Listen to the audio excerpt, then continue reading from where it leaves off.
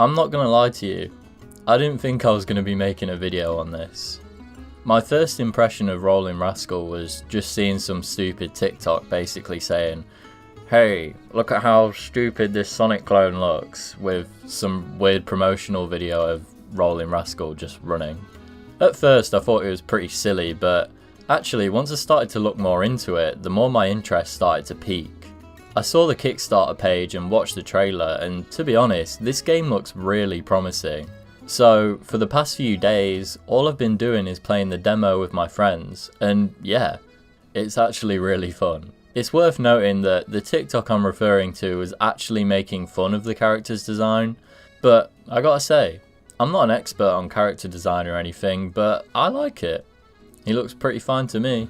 I feel like there's a bit of a movement at the minute by some game developers where they're trying to capture that 2D Sonic gameplay in 3D, focusing a lot on physics and momentum to let you pull off some crazy movements at really high speeds. We've already seen this type of thing in some Sonic fan games, and Penny's Big Breakaway for example, which only recently came out. It's something that Sonic has never come close to in 3D, which is why I think it's really cool that more of these games are starting to come out. Because, let's face it, the direction Sonic is going at the minute shows we won't be getting that kind of game from them for a long time. And that's not to say I don't like the modern Sonic games, quite the opposite actually. But I think there are a few people still calling for that momentum-based gameplay in 3D. Well, if you are one of those people, then look no further than Rollin Rascal. I've got to say, I was a bit skeptical at first, but I genuinely mean it when I say this game is a wonder to control. I can't really put it into words any more than the physics just works exactly how you'd expect. Rolling down a slope in this game, for example, can give you some crazy speed, and you can use this momentum to pull off some really cool shortcuts and level skips.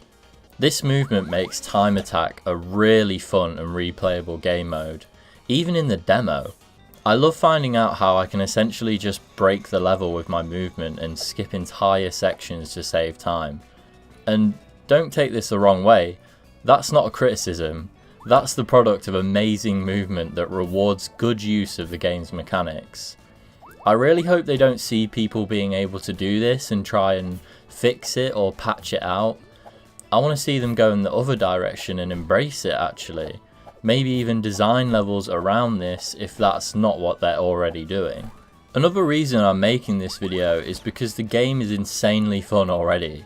Like seriously, free online multiplayer with up to 8 players in one lobby is insane for a demo.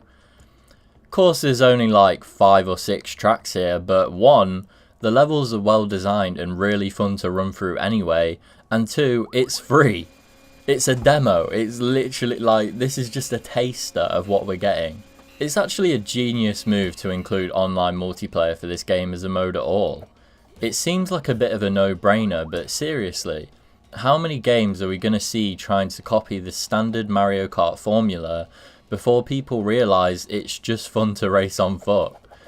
Sonic is guilty of that himself. Like, why are all these characters racing by car when a lot of them can just run? They were closest when they released Sonic R, and even then it was just a car racer in disguise. Either way, you can get a lot of time and fun out of this demo by simply just playing it with your friends, and that's exactly what I've been doing, and it's great. All this, and I haven't even talked about the single player yet. There's only 2 levels here, and basically only 1 if you don't count the tutorial, but I gotta say they are pretty okay. The levels aesthetically look great and I really like the art style. At first I didn't like the idea of slowing down to take over these enemies, kind of Crash of the Titans style. But at closer inspection this can definitely work as long as the enemies are there to enhance your speed and platforming and nothing more. One of the enemy types lets you ride it like a skateboard, but I never really saw the point as you could just run straight past it and be just as fast. But one of them actually gives you a bigger jump when getting off it, which I think is a good example of what I was talking about. This allows you to move vertically a lot faster, and I can see this being utilised a lot more in the full release. While this video is far from a critique, there are some things that I would like to see improved upon in the full release. And to be honest, I'm pretty sure most of the things I'm about to say will definitely be fixed, as they are quite clearly just the result of the game being a demo and not the full release. While the level design is mostly good, there are a few weird bits here and there that don't share the same quality. Like for example this part of chaotic climbing. The physics of the fans aren't quite there yet, and so the optimal way to get yourself upwards is just by spamming jump. I assume this was because of time constraints for the demo, so I wouldn't really be surprised if the fans are more fluid in the full game. This fan problem leads to a really weird part of the level, where you can't reach the first of these series of platforms in a row.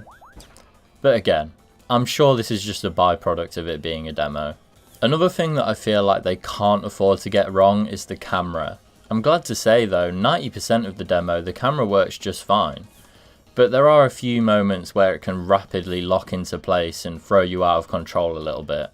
There was also this funny thing in the question mark level where there was an invisible object which still had a hitbox, meaning you could just get shoved off the level by an invisible force. But to be honest, I feel really cheeky including this, because in the next few hours after getting this footage, they did update the game to fix the object not appearing. But yeah, that's pretty much all I have to say about Rollin Rascal for now.